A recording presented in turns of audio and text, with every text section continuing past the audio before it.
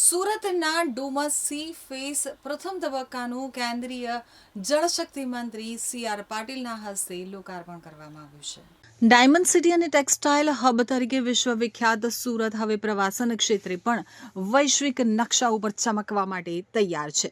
સુરત મહાનગરપાલિકાના dream project સમાન Dumas C face ડેવલપમેન્ટના પ્રથમ તબક્કાનું લોકાર્પણ કેન્દ્રીય જળશક્તિ મંત્રી સી.આર. પાટીલના હસ્તે કરવામાં આવ્યું છે.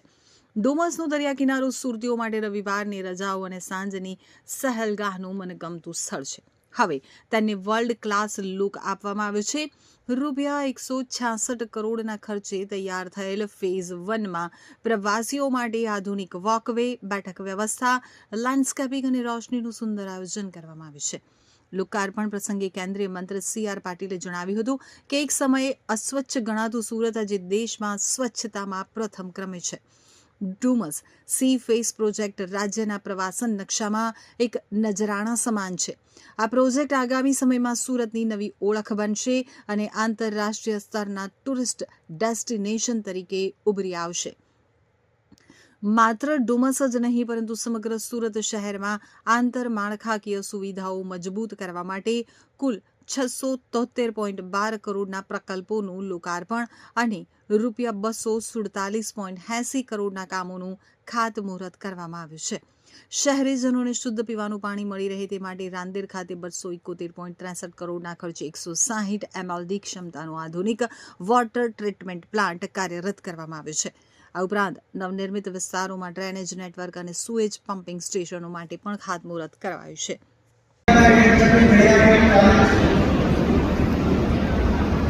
વાતાવરણ બની રહ્યું છે.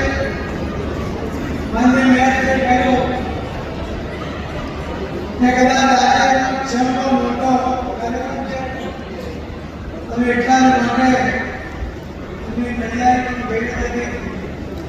પરંતુ જેની શરૂઆત સારી હતી તે મેળવે છેલ્લા દિવસોમાં બી 1,000 કરોડનું શિક્ષણ આપેલું.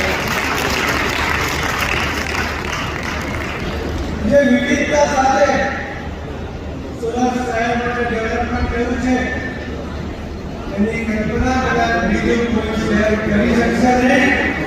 અને એની સાથે સરખામણી કરવા માટેનો પ્રયત્ન પણ એ ક્યારેય નહીં કરી શકે. એ પ્રકારનું કામ આ છેલ્લા 5 વર્ષની અંદર ભારતીય જનતા પાર્ટીની ટીમ દ્વારા કરવામાં આવ્યું છે. અને માટે મેયરશ્રી, કમિશનરશ્રી, બધા અધિકારીઓ, ધારાસભ્યો, કોર્પોરેટરશ્રીઓ, અધ્યક્ષીઓ અને સુરત શહેરની સૌ ભાઈઓને ખૂબ અભિનંદન પાઠવું છું. અને એમની અપેક્ષા કરતા વધુ કંઈ કરી ચૂકવા માટેની પ્રેરણા સાથે જે કંઈ કરીએ સારામાં સારું કરીએ, લોકો માંગે એના પહેલા કરીએ, એ પ્રકારની ભાવના સાથે સુરત મહાનગરપાલિકામાં ભારતીય જનતા પાર્ટીના પદાધિકારીઓ કામ કર્યું છે. એના માટે પણ હું સૌ પદાધિકારીઓ આપ સૌ લોકો વિચારતા હશો કે કાર્યક્રમ ક્યારે પૂર્ણ થાય અને જલ્દીથી આપણે સૌ લોકો ટીવી સામે ક્યારે બેસીએ. મેચના પહેલા દરમિયાન તમે સૌ લોકો પોતપોતાના ઘરે પરિવાર જોડે મેચ જોઈ શકો એવી વ્યવસ્થા આપણે લોકોએ કરી છે. હું સર્વપ્રથમ શહેરના સૌ નાગરિકો વતી સુરત મહાનગરપાલિકાની ટીમ સુરતને આ ઐતિહાસિક 5 વર્ષના બદલ હું આપ સૌ લોકોને ખૂબ ખૂબ અભિનંદન આપું.